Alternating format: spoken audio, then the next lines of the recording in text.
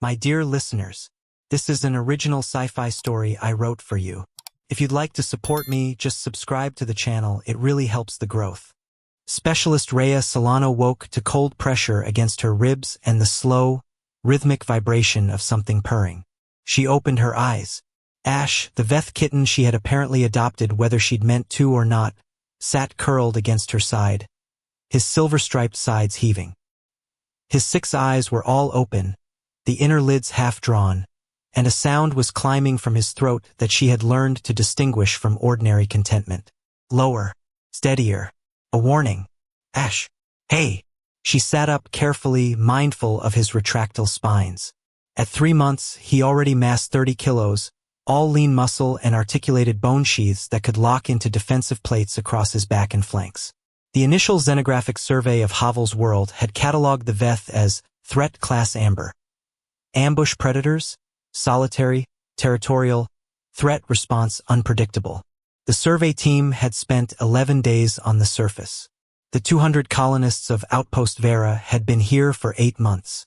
On day 41, Rhea had been running a perimeter diagnostic alone when she found the kitten in the brush.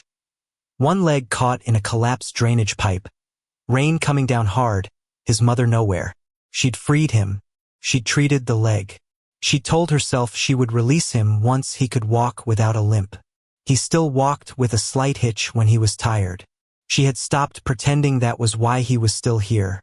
Commander Valdez had called her irresponsible. Dr. Osei had called her fascinating.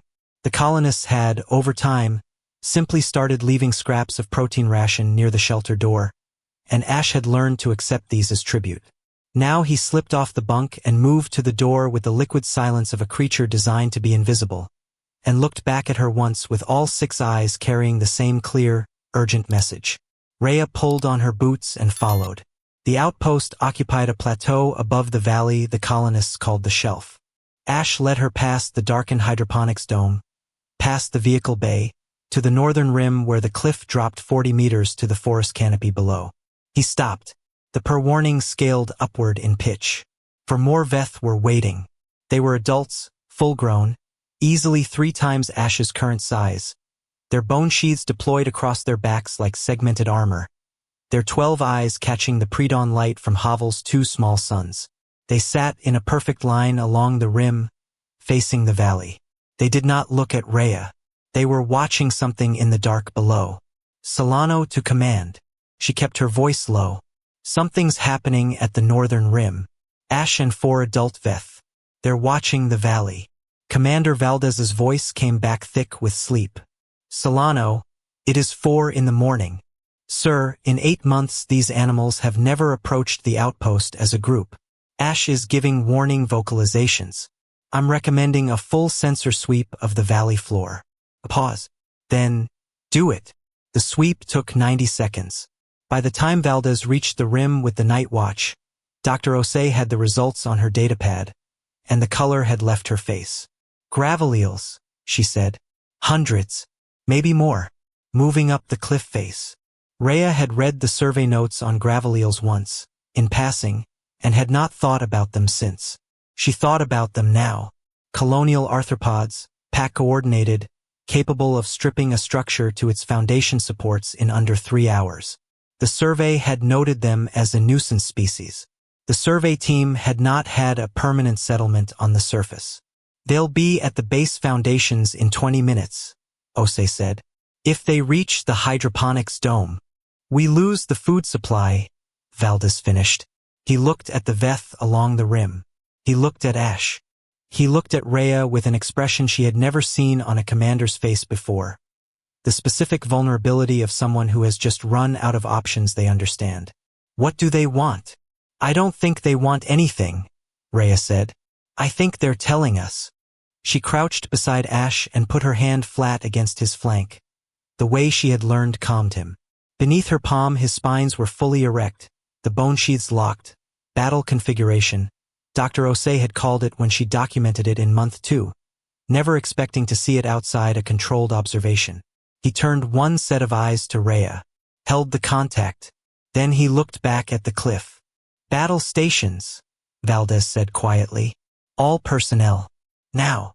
What followed was 12 minutes that Rhea would spend the rest of her life reconstructing in memory, trying to understand how much of it was instinct and how much was something she had no better word for than trust.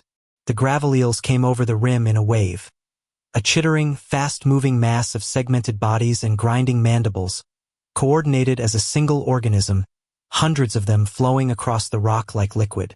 The outpost's lights blazed on. The colonists opened fire from the barricades they'd built in 2 minutes flat. Plasma cutters repurposed as directed energy weapons. The colony's 3 actual firearms, firing on wide dispersal. It wasn't enough. The eels were too fast, the wave too wide. The Veth went over the rim to meet them. Rhea saw Ash move and tried to shout his name and found she couldn't make a sound. He was faster than she had ever seen him move. Faster, she understood watching him now, than he had ever let her see him move. He hit the leading edge of the eel wave like a thrown blade, bone sheaths snapping out to their full extension, spines locking into a barrier that funneled the creatures into a narrow kill corridor directly in front of the colony's best defensive position. The adults did the same on the flanks, coordinating without sound, tightening the corridor, reading the eel wave's shape and countering it as though they had run this exact scenario before. Because they had, Rhea realized later. On Havel's world, gravel eel outbreaks had been a recurring catastrophe for millennia. The Veth had been dealing with them longer than humans had written language. They knew every angle, every feint, every way the swarm would try to split and flank. They had simply never had someone to teach. The battle lasted 9 minutes. When it ended, the colony was intact. One colonist had a broken arm from a fall. No fatalities. Ash found Rhea at the edge of the barricade. His bone sheaths were retracted now, most of them. His 6th leg, the one that had been caught in the pipe, was bleeding from a cut along the shin plate. He sat down heavily at her feet and made a sound she had never heard from him before. A low, descending call that vibrated in her sternum. Dr. Osei, appearing at Rhea's shoulder with a field kit, said softly, "I've been recording Veth vocalizations for 7 months. That one is in the contact family register. She stopped, started again. It's used between pack members after a shared hunt." Rhea sat down on the ground. Ash put his head in her lap. "You absolute lunatic," she whispered, and pressed her forehead against his. As the suns rose over the shelf, the 4 adult Veth did not leave. They took positions at the cardinal points of the outpost's perimeter and settled into watchful stillness. Valdez, arriving with coffee he didn't seem to know he was holding, stood beside Rhea and looked at them for a long time. "Osei thinks the gravel eels swarm more aggressively when there's a new structure in their territory," he said finally. "Something about vibration frequencies from the foundations. Meaning we've been making this worse and we didn't know. The Veth knew. The Veth knew." He was quiet for a moment. "So they sent us a warning, in the form of a kitten you couldn't leave in a drainage pipe in the rain. And then they waited to see what we'd do with it. And when we kept him, we passed some kind of test." He shook his head slowly. 8 months of us pointing guns at their territory, and they still came to warn us." Rhea looked down at Ash, who had fallen asleep across her legs with the boneless certainty of an animal that had decided he was exactly where he was supposed to be. She thought about day 41. The rain. A small creature in a pipe, afraid and hurting, and the way she had never once thought about walking past. She hadn't calculated the risk. She hadn't assessed the species. She had seen something frightened and alone, and she had put her hands in.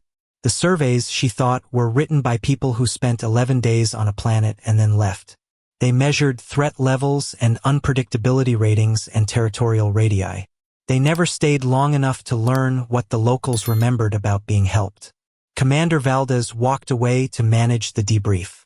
Dr. Osei was already murmuring field notes into her recorder, words like interspecies reciprocity and emergent trust frameworks, which were probably the correct scientific terms for what had happened and still felt to Rhea like they were describing a different event than the one she had lived through.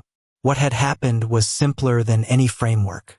A mother had looked at a damaged child and a strange creature and made a calculation not about threat levels but about what kind of being would kneel in the rain to free something that couldn't help them. Had decided that was the kind of neighbor worth knowing.